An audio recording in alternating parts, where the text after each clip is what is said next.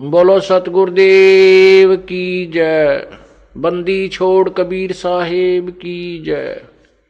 बंदी छोड़ गरीबदास जी महाराज की जय। स्वामी रामदेवानंद जी गुरु महाराज की जय। सर्व संतों की जय। सर्व भक्तों की जय। धर्मी पुरुषों की जय। श्री काशी धाम की जय। श्री छुडानी धाम की जय। श्री करौथा धाम की जय। श्री बरवाला धाम की जय। सत साहिब। गरीब नमो नमो सतपुरुष को नमस्कार गुरु की नहीं। सुर नर मुनि जन साधुआ संतों सर्वस दी नहीं। सतगुरु साहिब संत सब दंडोतम प्रणाम। आगे पीछे मध्य हुए तिनको जा कुर्बान। नराकार निर्विषम काल जाल भय भंजनम। निर्लेपम निज निर्गुणम अकल अनुबे सुंदनम। सोहम सुरति समाप्तम सकल समाना निर्तल। उज्ज्वल हिरंबर हरदमम बेपरवा अथा है वार पर नहीं मध्यतम। गिब जो सुमरै सिद्ध होई गणनायक गलताना। करो अनुग्रह सोई पारस पद परवाना। आदि गणेश मनाऊं गणनायक देवन देवा। चरण कमल लौलाऊं आदंत करूं सेवा। परम शक्ति संगीतम रिद्धि सिद्धि दाता सोई। अवगत गुण अतीतम सत पुरुष निर्मोही। जगदम्बा जगदीशम मंगल रूप मुरारी। तन मन अर्पों शीसम भक्ति मुक्ति भंडारी। सुर नर मुनि जन ध्यावै ब्रह्मा विष्णु महेशा। शेष सहस मुख गावे पूजै आदि गणेशा। इंद्र कुबेर सरीखा वरुण धर्म राय ध्यावै। समर्थ जीवन जी का मन इच्छा फल पावे। 33 कोटि आधारा जावे से 88। उतरे भवजल पारा कट है यम की फांसी। 33 कोटि आधारा जावे से 88। उतरे भवजल पारा कट है यम की फांसी। कर जोरूं विनती करूं धरूं चरण पर शीश। गुरु राम देवानंद जी महाराज ने दियो नाम बख्शीश। कोटि कोटि सिजदा करूं कोटि कोटि प्रणाम।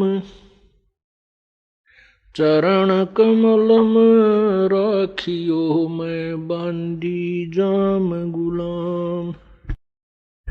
जय इब कै सतगुरु मिलें सब दुख आखूं रोए। चरणों ऊपर शीश रखूं कहूं जो कहनी हो। कबीर गुरु जी मिलेंगे पूछेंगे कुशलात।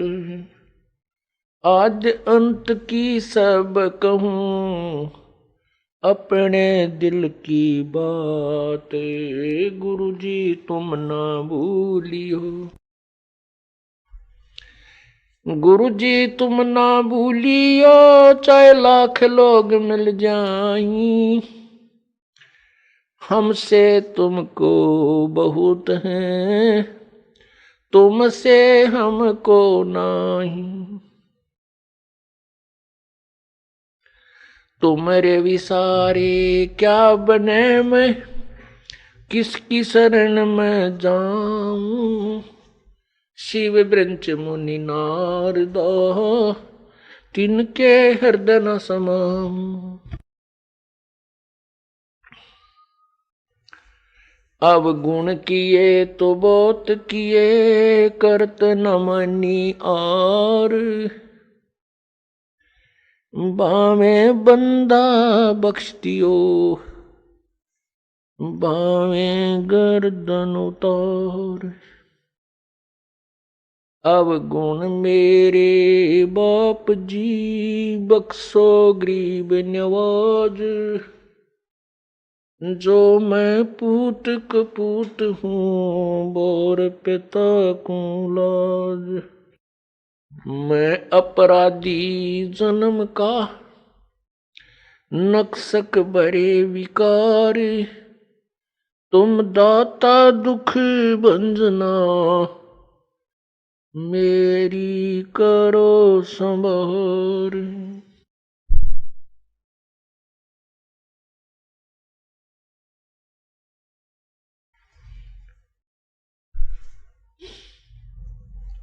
कुत्ता तेरे दरबार का, मोतिया मेरा नाम।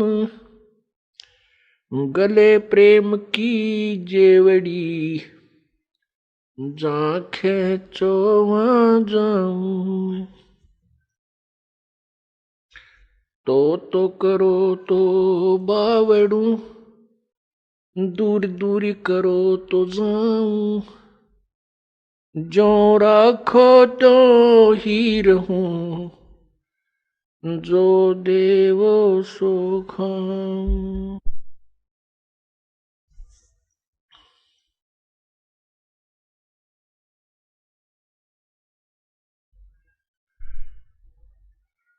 मानुष जन्म दुर्लभ है, मिले न बारंबार। सरोवर से पत्ता टूट गिरे वो, बोर न लगता डर। बंदे तू कर बंदगी, जय चावे दीदारी। अवसर मानुष जन्म का, भाई मिले न बारंबार।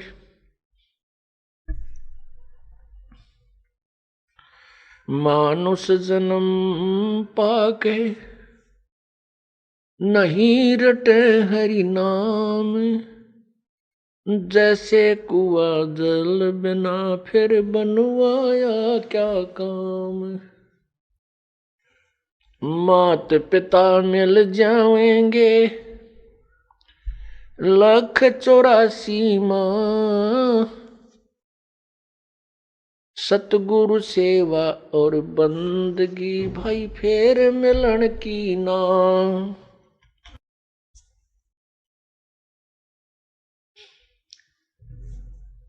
पृथ्वीपति चकवे गए, जिनके चक्कर चलंत। ये रावण सरीखे कौन गिने, ऐसे गए अनंत।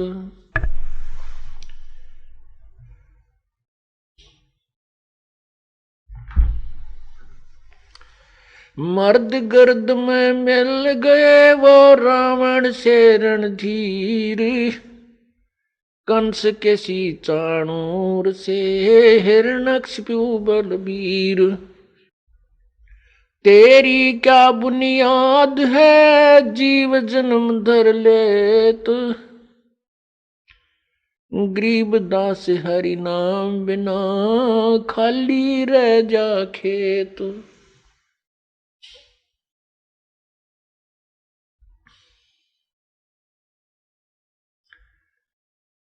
राम नाम रटते रहो, जब तक घट में प्राण। कबहू तो दीन दयाल के, बिनक पड़ेगी कान। सर्व सोने की लंका होती, रावण से रणधीरम। एक पलक में राज विराजीव, जम के पड़े जंजीरम। मन तो सुख के सागर चल रे, भाई और न ऐसा जस रे। मन तो सुख के सागर बस रे, और न ऐसा जस रे मन तू सुख के सागर बस रे भाई, और न ऐसा जस रे।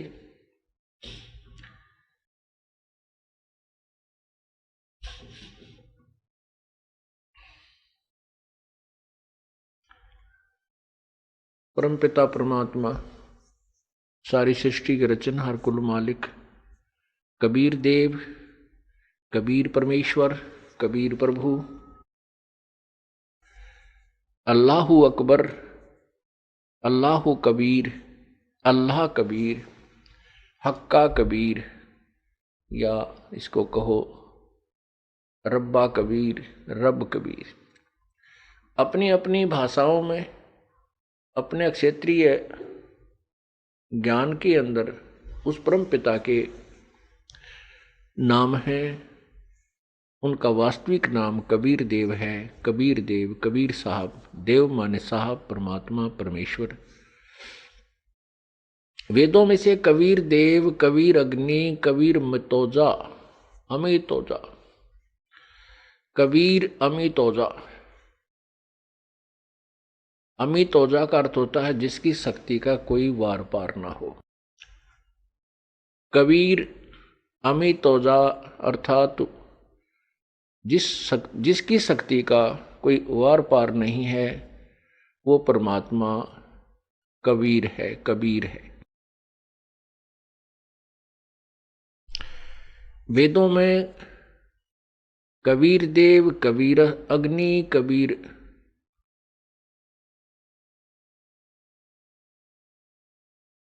परिभू, मनीषी, कबीर मनीषी, ये जो शब्द हैं ये परमात्मा पूर्ण ब्रह्म के वास्तविक नाम की तरफ संकेत है। वेदों में कबीर देव जो शब्द है उसको व्याकरण वालों ने अपनी सोच से उसका अर्थ कवि लिख दिया, और कवि का अर्थ उन्होंने कांत प्रजय सर्वज्ञ कर दिया। कोई भी नाम है किसी भी व्यक्ति का, उसका कुछ ना कुछ अर्थ होता है। यदि निरर्थक है तो उसका नाम ही नहीं रखा जाता, वो नाम रखा ही नहीं जाता जो निरर्थक होता है।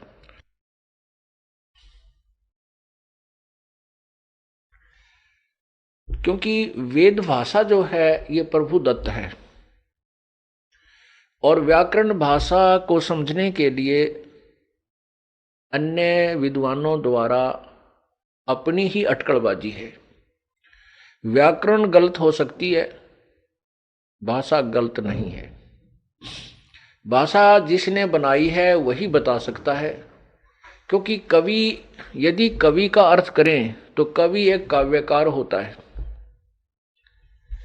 और उस कवि का अर्थ फिर हम सर्वज्ञ भी करें, दोनों नहीं हो सकते, क्योंकि कवि सर्वज्ञ नहीं हो सकता। कवि का जहां अर्थ करेंगे तो वो कवि काव्यकार की तरफ संकेत होता है, और जहां कबीर देव, कबीर अग्नि, कबीर मनीषी, कबीर अभितोजा, ये जो शब्द हैं ये परमात्मा पूर्ण ब्रह्म की तरफ, उसके वास्तविक नाम की तरफ है कि वो कबीर अग्नि, कबीर परमेश्वर, कबीर देव, कबीर प्रभु, कबीर साहब। जैसे परमात्मा अपने वास्तविक नाम से सन 1398 अर्थात संवत 1455 में प्रकट हुए, अपना वास्तविक कबीर देव नाम लेकर, कबीर साहब नाम लेकर के, कबीर नाम लेकर के। इससे पहले वेदों में कबीर देव, कबीर देव, कबीर अग्नि, बहुत से शब्द हैं जो प्रभु की तरफ संकेत करते हैं। यजुर्वेद अध्याय नंबर 29 के मंत्र 25 में स्पष्ट किया है कि वह परमात्मा जो अपने वास्तविक ज्ञान का स्वयं ही संदेश वाहक बनकर प्रकट होता है, सह त्वम कबीर देव, वो स्वयं कबीर असी परचेता, वो कबीर है, वो कबीर परमात्मा है जो इस सब का वास्तविक ज्ञान देता, सबको चेताने के लिए आता है। और ऋग्वेद मंडल नंबर 9 के सूक्त नंबर 96 96 में, और मंत्र नंबर 16 से लेकर के 20 तक उस कबीर परमेश्वर की महिमा का वर्णन है। उसमें दोनों शब्दों को क्लियर किया है कि जहां कबीर गिरह शब्द है वो कबीर वाणी की तरफ संवेद, कबीर वाणी की का परम वो है, बोध है। जहां केवल कवि नाम पदवी,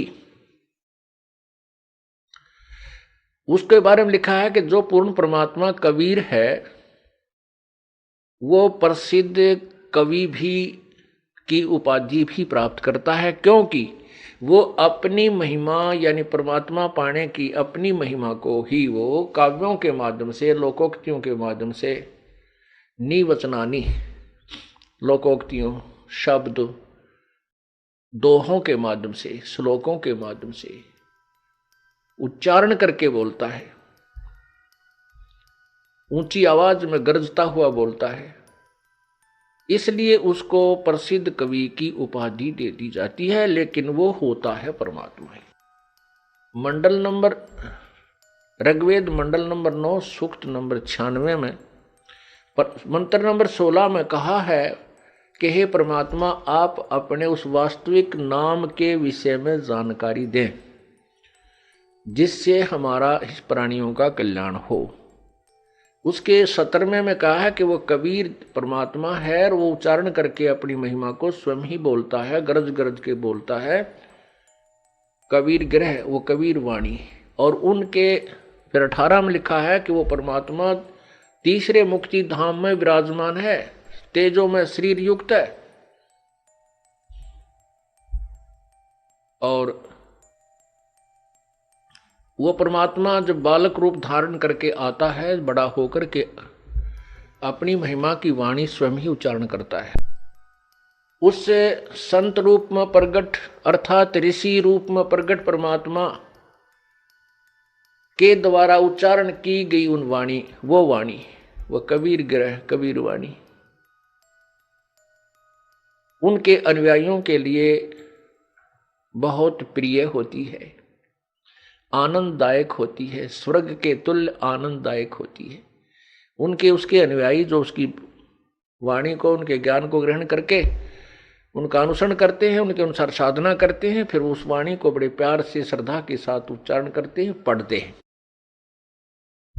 इससे स्पष्ट हो गया कि इसमें दोनों ही शब्दों के अर्थ क्लियर कर दिए।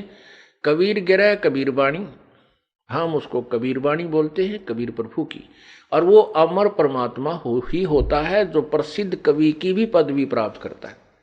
अभी तक पुण्यात्माओं हम परमात्मा को, कबीर जी को एक सिंपल पोइट मानते थे, एक अच्छा कवि मानते थे, साधारणतः हम उसको एक अच्छा कवि मानते थे। लेकिन अब उनके गुणों से और शास्त्रों के प्रमाणों से प्रमाणित हुआ कि वो तो पूर्ण परमात्मा थे। यही वेद बता रहे हैं कि वो परमात्मा जो कवि, प्रसिद्ध कवि की पदवी भी प्राप्त करता है, वो परमात्मा पूर्ण ब्रह्म ही होता है, अमर पुरुष ही होता है। तो उस परमात्मा ने हमें आकर के क्या बताया है। अब जैसे कवि शब्द का उन्होंने कवि बना दिया, कबीर शब्द का, कबीर देव का। अब जैसे यजुर्वेद है, ये देखिएगा, ये यजुर्वेद है, इसके ऊपर रै लगा है। इस रै को ये क्या करते हैं, यहां बिंदी 2 लगा देते हैं, अपसर्ग विसर्ग, 2 विसर्ग लगा करके यजुर अलग कर देते हैं, वेद को अलग कर दें। और यजुर का हम अर्थ कर दें, यजुर माने ऋग्य सतुतियां। यजुर का अर्थ होता है ईश्वरीय महिमा की, प्रभु की महिमा की ऋचाएं, यजु। तो अब हम इसका अर्थ कर दें, यजु माने परमात्मा की महिमा की ऋचाएं, तो वो अर्थ भी है इसका। लेकिन यजुर्वेद इसके साथ लगा है तो इसका अर्थ है कि वो कोई बुक है जिसको यजुर्वेद कहते हैं। ऐसे ही हम कबीर देव को, जैसे कबीर देव शब्द है और उसको हम उसके दो अर्थ कर दें, कबीर अलग कर दें और देव अलग कर दें, तो भी वो कबीर प्रभु के तरफ ही संकेत होगा। जिस प्रकार यजुर्वेद, इस यजुर्वेद को हम दो हिस्सों में कर दें तो भी इस पवित्र पुस्तक की तरफ ही का ही बोध है। इसी प्रकार यदि हम कबीर देव को अलग कर दें, दो हिस्सों में डिवाइड कर दें, इसका संधि छेद कर दें, तो भी परमेश्वर की तरफ ही संकेत है।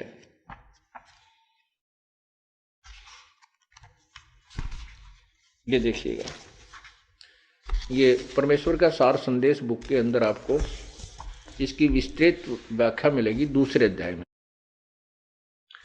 ये यजुर्वेद आपने देखा, इसके दो हिस्से कर दिए। ये यजुर्वेद है, इसका रे हटा करके इन्होंने अपसर्ग लगा दी, मान लीजिए यहां पर यजुर्वेद, तो भी यह वही पवित्र पुस्तक यजुर्वेद का ही बोध है।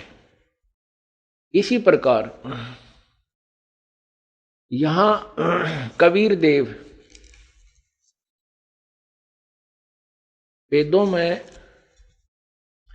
ठीक इसी प्रकार चारों पवित्र वेदों में लिखा है वह है कबीर देव, कबीर परमेश्वर है। इब कबीर देव को कबीर परमेश्वर लिखना ऐसे ही उचित है जैसा यजुर्वेद, यजु प्लस में वेद करके, जैसे यजु प्लस में वेद कर दिया, यजु प्लस में वेद कर दिया तो भी ये यजुर्वेद है, ये बुक है, ये बुक है। और ऐसे ही ठीक इसी प्रकार चारों पवित्र वेदों में लिखा है कि वह कबीर देव, कबीर परमेश्वर है, जो सर्वशक्तिमान, जगत पिता, सर्व सृष्टि रचनहार, कुल मालिक तथा पाप विनाशक व काल की कारागार से छुटाने वाला अर्थात बंदी छोड़ है। इसको हम ऐसे लिखें तो भी कबीर परमेश्वर का ही बोध है। इसको हम ऐसे लिखें, कवि विसर्ग लगा करके देव लिखें तो भी कबीर परमेश्वर अर्थात कबीर प्रभु का ही बोध है। अब क्या है कि हम अपनी मातृभाषा में, जैसे कबीर है, हम कबीर को कबीर बोलते हैं, जैसे वेदों को वेद बोलते हैं, वेद। ठीक इसी प्रकार कबीर, जैसे देवी को देवी बोला कर हमारे मातृभाषा में, तो देवी बोला कर, देवी की पूजा, देवी का मंदिर था वहां पर, देवी यानी वह को हम वह बोलते हैं। ये हमारी मातृभाषा में, विशेषकर पूरे हिंदुस्तान में ही ऐसे वह को वह बोलते हैं। अब शिक्षा का प्रचार हो जाने से बेशक बच्चे पवित्र और शुद्ध भाषा बोलने लगे, तो परमात्मा की महिमा जो वेदों में कबीर देव थी, वो पहले से ही कबीर देव, कबीर साहब, कबीर भगवान, वह को हम वह, और अपने जो स्थानीय उच्चारण के आधार पर हम कबीर देव को कबीर, बड़ी ई की मात्रा, उच्चारण ऐसा बोलते थे जिसमें लिखने में फिर वो लिखने लगे तो कबीर साहब कहने लगे, कबीर भगवान, कबीर देव, ऐसे। तो उस कबीर परमेश्वर ने आकर के हमें यथार्थ ज्ञान बताया। उस परमेश्वर ने हमें यह भी प्रमाणित किया कि जो ये काल है, ये काल भगवान है जो 21 ब्रह्मांड का मालिक है, स्वामी है, प्रभु है। इसके 3 पुत्र हैं, रजगुण ब्रह्मा जी, सतगुण विष्णु जी, तमगुण शिव जी। और ये अपने आहार के लिए, अपने संसार चालू रखने के लिए इन तीनों पुत्रों द्वारा यहां जीव उत्पत्ति, सती थी, और फिर अपने खाने के लिए संहार करवाता है। और इस काल भगवान ने अपना दूत, अपना एजेंट, अपनी गुप्त पावर मन रूप में प्रत्येक प्राणी में विद्यमान कर रखी है। ये मन जो है ये काल का ही स्वरूप समझो, ये 21 ब्रह्मांड के प्रभु का ही स्वरूप समझो, उसी का एजेंट समझो, उसी का दूत समझो। आत्मा और मन का इस काल ने योग बना के हमारे को जीव संज्ञा दे दी, हम जीव बन गए। परमात्मा ने कहा है कि मेरे हंसा भाई, हंस रूप था जब तू आया, अपना स्वरूप भूल मैं भूला, तू तात जीव कहाया। तू हंस था, परमात्मा के गुणों से मिलती हुई आत्मा के गुण हैं, परमात्मा से मिलते जुलते आत्मा के गुण हैं। इस काल ने हमारे अंदर इस मन का योग करके इस मन के द्वारा आत्मा को बहुत मलिन बना दिया और जीव संज्ञा में ला करके छोड़ दिया। अब हम आजीवन इसी चिंता में रहते हैं कहीं हम मर ना जावें, इसी चिंता में रहते हैं कहीं हमारा नुकसान ना हो जाए, कहीं हमारे बच्चों को कोई हानि ना हो जाए, एक मकान बन जाए, मकान बन गया तो फिर एक और बन जावे, एक मोटर कार हो जावे। इस तरह की जो यहाँ की जो नाशवान संपत्ति के संचन में ही हम इस नाशवान संपत्ति के ही एकत्रित करने में अपना जीवन व्यतीत कर देते हैं। और ये कराता कौन है? ये काल कराता है। 3 गुण इसमें सहयोगी हैं। रजगुण ब्रह्मा जी द्वारा सभी जीव प्रेरित होकर के उसकी शक्ति से अंदर से गुप्त रूप में ऐसा प्रभाव बनता है कि ये जीव अपने आप संतान उत्पत्ति के लिए प्रेरित हो जाता है और इतना प्रबल हो जाता है कि ये फिर आगा पीछा नहीं देखता। पशु प्राणी तो बलात्कार करते ही हैं, मनुष्य जीवन में भी ये चूकता नहीं। ऐसा क्यों है? कितना घिनौना कर्म ये मन करवा डालता है। क्योंकि काल भगवान ने संतान संतान उत्पत्ति करवानी ही करवानी है। ठीक है, मनुष्य समाज एक समझदार बुद्धिमान है, इसने अपनी मर्यादा बना ली, लेकिन संतान उत्पत्ति करने के लिए बाध्य है। ये काल के द्वारा, मन के द्वारा बाध्य किया गया है।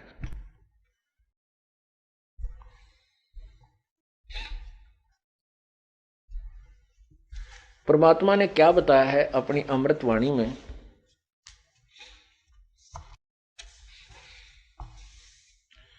कबीर मन के मारे बन गए, बन तज बस्ती हेत,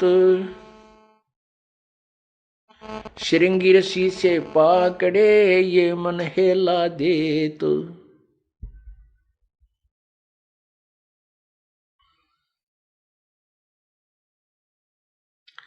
ग्रीव मन के मारे बन गए, पारा ऋषि परवान, पुत्री से संजम किया या मन की खोटी बाणे। एक समय पाराशर ऋषि जो वशिष्ठ जी के पौत्र थे और शक्ति ऋषि के पुत्र थे, उसके विषय में शवशम वेद बताता है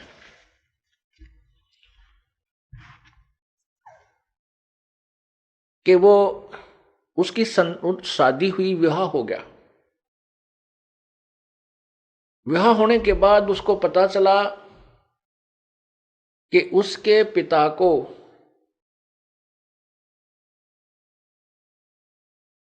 एक अन्य जाति के व्यक्तियों ने मार दिया था। इसलिए वो शादी के तुरंत बाद घर त्याग कर जंगल में सिद्धि शक्ति प्राप्त करने के लिए जाने लगा। उसकी पत्नी ने कहा कि अभी तो हमारा विवाह हुआ है, संतान उत्पत्ति कर लेते हैं, उसके बाद आप साधना पर चले जाना। वो नहीं माना। अपनी पत्नी को समझाया कि मैं अच्छी साधना करके आऊंगा तो अच्छी संतान उत्पन्न होगी। कहने का भाव है कि वो अपनी पत्नी को ये कहकर चला गया कि मैं वहां जाऊंगा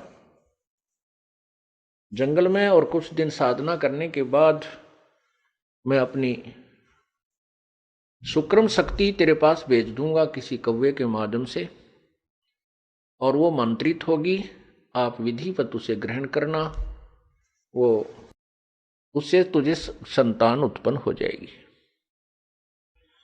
अब वो जंगल में चला गया। उसने 1 वर्ष के बाद ही अपना बीज शक्ति मंत्रित करके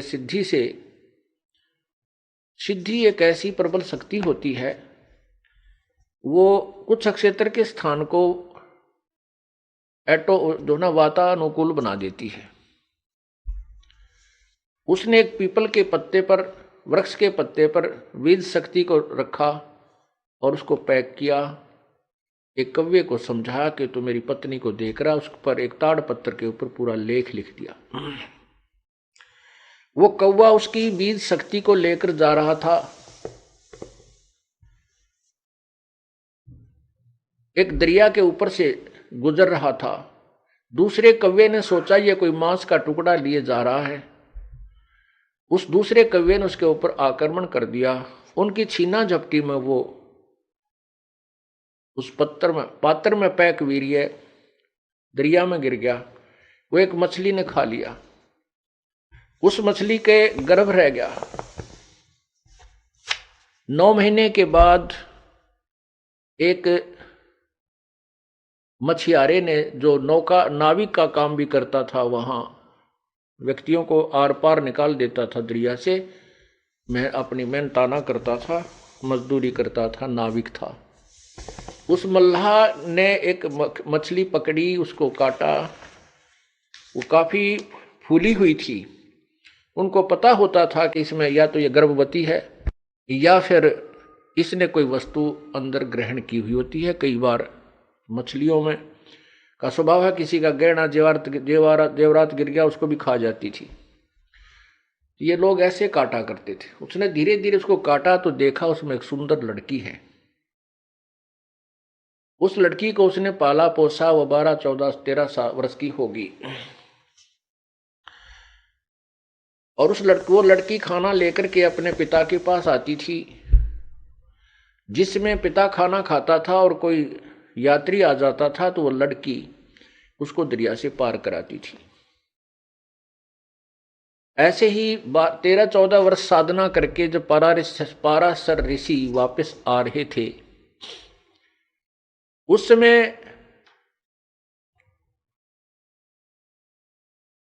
वो लड़की जो उसी की लड़की थी, पाराशर ऋषि की लड़की थी, उसी की बीज शक्ति से मछली में उत्पन्न हुई थी।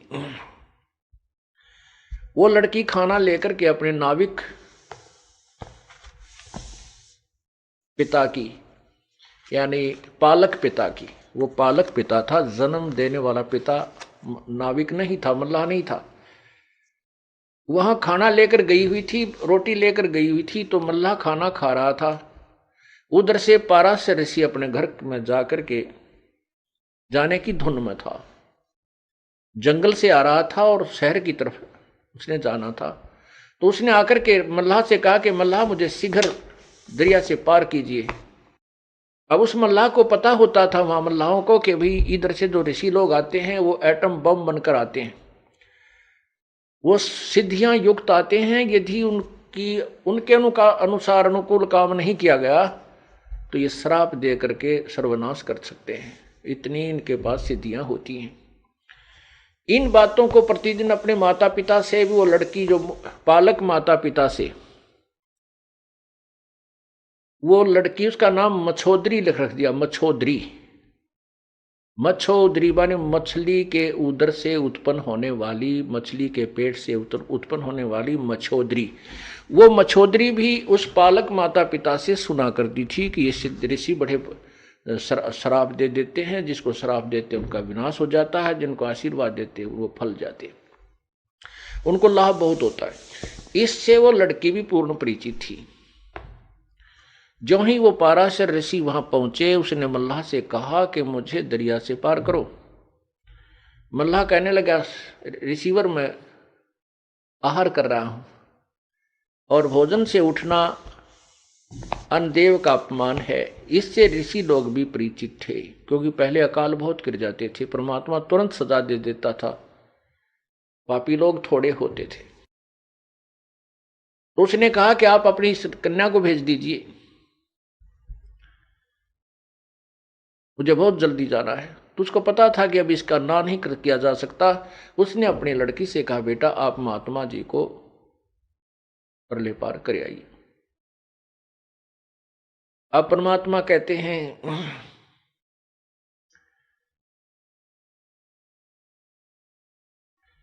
मन के मारे बन गए पारा ऋषि परवान, पुत्री से संजम किया भाई मन की खोटी बाण। वो लड़की जब उसको लेकर चली दरिया में, पाराशर ऋषि के मन में दोष उत्पन्न हुआ। पहले 12 वर्ष की लड़की बहुत युवा हो जाती थी, तो उस लड़की को देख करके उसके मन में दोष उत्पन्न हुआ और उसके साथ उसने मिलन करने को कहा। लड़की ने कहा कि मेरे अंदर से बदबू आ रही है स्वामी जी, आप पवित्र हो, मैं एक शूद्र की लड़की हूं, आप ब्राह्मण हैं। लेकिन ये मन रजोगुण प्रभावित होकर के उस ब्रह्मा जी के रजोगुण के दबाव में सब कुछ भूल जाता है। ना उसको उसमें जाति याद रहती है, ना उसका परिणाम याद रहता है। ये जीव के बस का नहीं है। ये रजोगुण ब्रह्मा के द्वारा जो काल ने उसके अंदर शक्ति पैदा की हुई दी रखी है, रजोगुण बनाया है, उसकी शक्ति का प्रभाव प्रत्येक प्राणी में है। जैसे कोई शराब पी लेता है तो उसके बस की बात नहीं, वो क्या बोल रहा है, कैसे कदम लड़खड़ा के रख रहा है, वो उसका दोष नहीं, वो उसके बस की बात नहीं है। ऐसे ही रजोगुण का इंजेक्शन उसका जबरदस्त लग गया। उसने क्या किया, गंगा का जल उठाया और मंत्रित किया, लड़की के छींटे लगा दिए। उसकी वो जो मछली के पेट से उत्पन्न होने से जो उसमें मछली वाली गंध आ रही थी, दुर्गंध, वो खत्म हो गई, समाप्त हो गई। फिर लड़की ने कहा कि हे रिसीवर, चारों ओर लोग देख रहे हैं, ऐसे आपको लज्जा नहीं आती। उसने क्या किया, गंगा का जल उठाया और मंत्रित किया, चारों तरफ छिड़क दिया। कुछ क्षेत्र में धुंध ही धुंध हो गई। कहने का भाव यह है कि वो अपने जिस दुष्कर्म को करने का प्रयत्न कर रहा था उसने किया, और वो उसी की पुत्री थी। लड़की ने यहां तक बता दिया था कि मेरा मछली से जन्म हुआ। इस बात का उसको भी पता था कि तेरी बीज शक्ति कव्वे के से छिन जाने से, गिर जाने से एक मछली ने प्राप्त की। उसको यह भी पता था कि ये ऐसी मंत्रित बीज शक्ति है, इससे संतान होगी ही होगी। उसको ज्ञान होते हुए, महर्षि होते हुए, तो भी वो अपनी उस मन पापी को नहीं रोक सका। अर्थात कहने का भाव जो दास का है कि इसमें रजोगुण इतना प्रभावित कर दिया जीव को, मैं काल ने, कि ये संतान उत्पत्ति करा के ही छोड़ देगा, चाहे कोई किसी तरीके से करे। यहां पर सभी कार्य बलात् करवाए जा रहे हैं। ये जीव नहीं समझ सकता इस काल के इस भयंकर जाल को। ये तो परमेश्वर आए हैं, उन्होंने हमें बताया था, उन्हीं की अमृतवाणी आज हमारे लिए साक्षी है, प्रमाणित है। और जिन महापुरुषों ने परमात्मा को पाया है, उसका साक्षात्कार किया है, उनकी अमृतवाणी भी वही प्रमाण दे रही है जो परमात्मा ने सुन किया। तो क्या कहते हैं, ग्रीव मन के मारे बन गए पारा ऋषि परवान, और बेटी तैं संजम किया या मन की खोटी बाणे।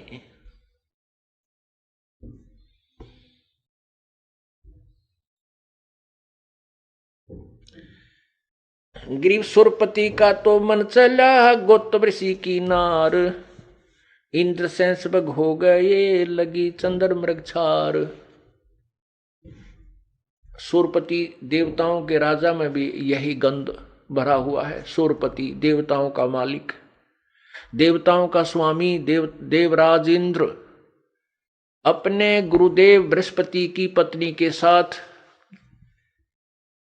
ऐसे ही उसने मुंह काला किया, धोखा देकर के गौतम ऋषि का रूप बनाकर गया। फिर गौतम ऋषि ने उसको श्राप दे दिया। इंद्र को 1000 पूरे शरीर पर स्त्री इंद्रियां बन गई, जैसे फोड़े हो जाते हैं। पुण्यात्माओं, रजोगुण प्रभावित होकर के एक ही इंद्री कितना परेशान कर डालती है। ये उसको सजा मिली, इंद्र ने जो जुल्म किया था। उसके बाद कहते दुर्वासा का मन चला, तन मन जन बैराग, मल अखाड़े मोहिया, सुने उर्वशी राग। दुर्वासा जी यहाँ बहुत बड़े ब्रह्मचारी और बड़े अच्छे सिद्ध पुरुष प्रसिद्ध थे, और श्री कृष्ण जी ने भी दुर्वासा जी को अपना आध्यात्मिक गुरु बनाया था। यहां तो वो बड़े महिमा पाकर चले गए ऋषि दुर्वासा जी के, उन जैसे ऋषि नहीं, बड़े ब्रह्मचारी थे, बड़े सिद्ध पुरुष थे। आजीवन उन्होंने स्त्री ग्रहण नहीं की। और वहां जब वो स्वर्ग में चले गए, वहां 33 करोड़ देवता, 88,000 ऋषि विराजमान थे। वहां देवताओं की सभा बनी हुई थी, उसमें लड़कियां डांस कर रही थी, उर्वशी। दुर्वासा के मन में दोष आया, उसने एक भंवरे का रूप बनाया। भंवरा बना, उस लड़की के अर्धनग्न जो शरीर था, जो उसके सतन थे, उनको जाकर काट दिया अपनी उस गंदी नीत तय। अब जैसे किसी के भी कोई ततैया बहड़ लड़ती है या कोई मक्खी काटती है, मच्छर काटता, हाथ जाता, तो लड़की ने डांस करते करते जो ही उसको पीड़ा हुई तो उसने ऐसे हाथ मार दिया। हाथ मारा तो वो बूंद नीचे गिर गया, भंवरे रूप में ऋषि दुर्वासा जी। और उसके नीचे गिरा तो सभी ने पता था कि ये दुर्वासा की सीट खाली है, यही बनकर भंवरा गया था। वो नीचे पड़ा तो सभी हंसने लगे और उसकी नालायकी का मजाक उड़ाया, क्योंकि वहां देखो विकार सभी में है। 21 ब्रह्मांड में कोई भी प्राणी विकार रहित नहीं है, चाहे को कितनी बात बनावे। तो दुर्वासा अपने आप में ज्यादा सिद्ध था और ज्यादा समर्थ मानता था अपने आप को, इसलिए उसने अपने उस प्रभाव का नाजायज फायदा उठाया। अब देखो यहां इस कालजार में कहते हैं निरंजन धन तेरा दरबार, जाते नकली न्याय विचार। अब उस लड़की ने अपने बचाव में हाथ मार दिया था, के जुल्म हो गया जो उसके साथ बदतमीजी करने आया था। फिर वो नीचे जब गिरा, पटाखा उठ के खड़ा हो गया, दुर्वासा बन गया और श्राप दे दिया कि तू गधी बनेगी। अब वो उर्वशी का जब समय आया, शरीर छूट गया और वो गधी की योनि में चली गई। परमात्मा कहते हैं निरंजन धन तेरा दरबार। यहां तो लाठी वाले की भैंस है, चाहे इस पृथ्वीलोक पर देख लो, चाहे स्वर्गलोक में देख लो, और चाहे महास्वर्ग में जाकर देख लो, उनके इतिहास देख लो। तो परमात्मा कहते हैं ये मन जो है काल का दूत है, ये अप्रत्यक्ष रूप में काल ही समझो।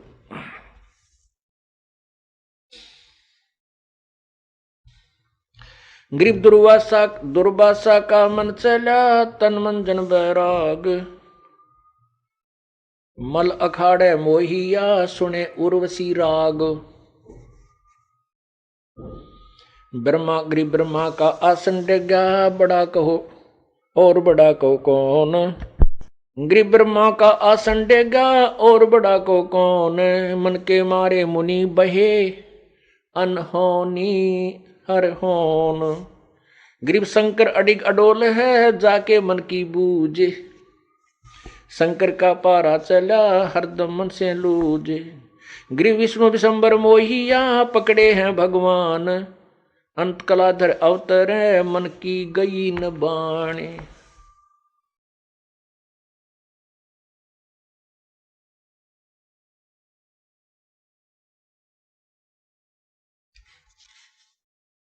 ग्रीव जुगन जुगन के दाग हैं ये मन के मैल मसंडे। भाई नहाए से उतर नहीं 68 तीर्थ दंड।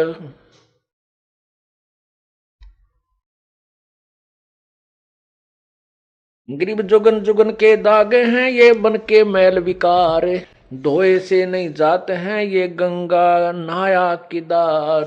चाहे गंगा में नहा ले चाहे केदारनाथ में जाकर उस सरोवर में उस जोड़ में नहा ले, ये मन के मैल नहीं जा सकते। मन का गंदापन ये बाण खत्म नहीं हो सकती। ये तो परमात्मा के ज्ञान से भक्ति के प्रभाव से ही नष्ट हो सकती है, इससे निष्क्रिय हो सकती है। परमेश्वर ने अपनी भी लीला की है। काल ने मन रूप में इस काल आत्मा को जकड़ा हुआ है। परमात्मा ने भी अपना एक अंश निज मन भी आत्मा के साथ जोड़ रखा है। अब जैसे कोई भी दुष्कर्म करने की तैयारी करता है, चोरी की ठगी की कोई ऊंच नीच, वैसे भी तो अंदर से आवाज निज मन की आती है। आत्मा कुछ नहीं कर पाती, ये तो विवश हो चुकी है अपने पैर पर कुआड़ा मार के। इसको मन नचाता है और निज मन इसको संकेत करता है, सहयोग संकेत करता है। ये उसकी ना मान करके मन के अधीन, इस काल रूपी मन के अधीन ज्यादा रहती है। और जब हम परमात्मा से जुड़ जाते हैं तो निज मन अर्थात उसको जीव आत्मा कहो, मन वो निज मन कहो, वो उस आत्मा को भ्रमित नहीं होने देता। क्योंकि परमात्मा भी इस शरीर में, जैसे काल ने अपना दूध छोड़ दिया और स्वयं अलग रहता है, ऐसे परमात्मा ने भी अपनी एक शक्ति छोड़ दी, उसको निज मन कहते हैं। तो क्या बताते हैं, मन कामी ही मैल है निज मन को टुक बूझ। निज मन से निज मन मिले खाकी मन से लूज। अब निज मन से निज मन मिले। अब परमात्मा के शरण में हम आने के बाद हमारे अंदर ईश्वरीय शक्ति का संचार होता है, तो निज मन परमात्मा की तरफ खिंचाव करता है। आत्मा को ये फिर निज मन उधर खींचता है। ग्रीव निज मन नीका निर्मला खाखी मन शैतान। कोट यतन कर राखी ये छाड़त नाही बाण। काया माही दो मन इनमें कौन हमारे। को अमरापुर जाते हैं को भर में संसार। नूरी सेती मिल रहो ये खाखी खारज कीन। ज्ञान शब्द से मारी ये 5-2503। ग्रीव नूरी मन से मिल रहो ये खाखी बड़ा वकील। सतगुर हेला देते हैं क्योंकि जैसे ढील। ग्रीव खाखी रोड़ा बाटे का यो नूरी निर्गुण नूर।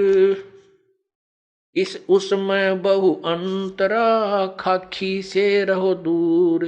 खाखी मन ये काल है। खाखी का अर्थ होता है खोखला, व्यर्थ, खोखा। जैसे किसी कवर होता है, ऊपर डिब्बे में सामान निकाले और ऊपर बड़ा सुंदर वो डिब्बा रखा हो, तो ऐसा लगता है जैसे इसमें वही वस्तु है। इसको खोखापुर भी कहा इस काल के लोक को। ये खोखापुर है, ऊपर से कुछ है, अंदर इसमें गंध कुछ भरा हुआ है। खाखी रोड़ा बाटे का नूरी निर्गुण नूर।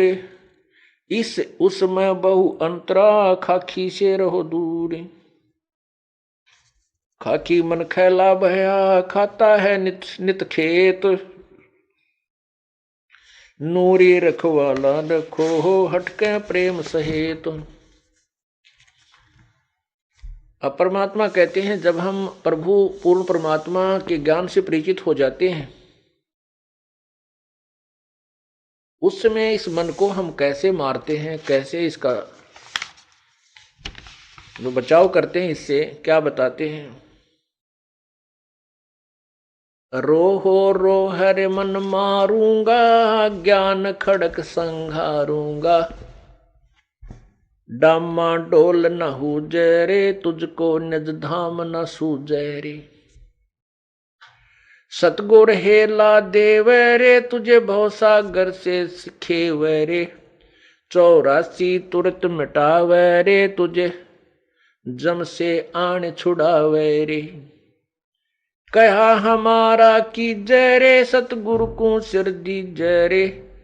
अब लेखे लेखा होई रे, ये बहुर न मेला कोई रे। शब्द हमारा मानो रे, अब नीर खीर को छानो रे। तू बहज मुखी क्यों फिरता रे, अब माल बिराना हरता रे। तू गोला जात गुलामा रे, तू बिसरा पूर्ण रामा रे। अब दंड पड़े सिर तो ही रे, तै अगली पछली खोई रे। परमात्मा इस मन के माध्यम से इस जीवात्मा को समझा रहा है और कह रही हैं कि इस नकली मन की बातों में मत आओ, काल के इस चोचलों से बचो, अन्यथा आप अपनी पूर्व जन्म की कमाई को बर्बाद कर जाओगे और भविष्य में कुछ नहीं बन पाओगी। इसलिए कहते तूने अगली पछली सब खोई रे। पीछे वाली जो पूर्वजन्म की कमाई थी, जिसके कारण तुझे मानव शरीर मिला, इससे आपने आगे और पुण्य कमाने थे, परमात्मा का नाम लेना था, पुण्य करने थे, पूरे सतगुरु की शरण ग्रहण करनी थी। वो ना करके इस मन के अधीन हो करके और यही बीड़ी शराब मांस तम्बाकू सांगसनी में देख जाग के कोठी बंगले कार खरीद के इसको बर्बाद कर रहा है, अपनी पूर्व जन्म की कमाई को, और भविष्य की बना नहीं रहा। क्योंकि यदि भक्ति कर रहा है तो शास्त्र विरुद्ध कर रहा है, वो भी व्यर्थ है। तू गोला जात गुलामा रे, तू बिसरा पूर्ण रामा रे। कहते मन तू निकम्मा हो गया और उस पूर्ण परमात्मा को भूल चुका है। दंड पड़े सिर तो ही रे, तै अगली पिछली खोई रे। तेरे सिर पर दंड पड़ेगा, तू 84 लाख योनियों में कष्ट उठाएगा। करत गनी तू बड़ुआ रे, तुझे लाग गए साहेब कड़ुआ रे। इस मन को परमात्मा कह रहे हैं कि तुझे रागनी अच्छी लग गए, फिल्मी गाने बढ़िया लगे, माया जोड़ने के लिए कितना प्रयत्न करवा ले, रात और दिन झूठ कपट, खड़ा होकर रुके मारे जा, ले 2 के 20, 10 के 20, 10 के 20, अरे 2 घंटे नो के भगवान भी याद कर ले, कति नहीं अच्छा लगता, इसने रुचि ही नहीं बनती। तो यहाँ क्या कहते हैं, मन करत गनी तू बड़ुआ रे, तुझे लाग गए साहेब कड़ुआ रे। तुझे भगवान कड़ुआ लग रहा है। मन मारूंगा मैं दाना रे, सतगुरु शमशेर समाना रे। अरे मन तन काट जलाऊं रे, दिखे जा आग लगाऊं रे। अरे मन अजब अलामा रे, तन बहुत बिगाड़े कामा रे। हैरान हवानी जाता रे, सिर पीटे ज्ञानी ज्ञाता रे।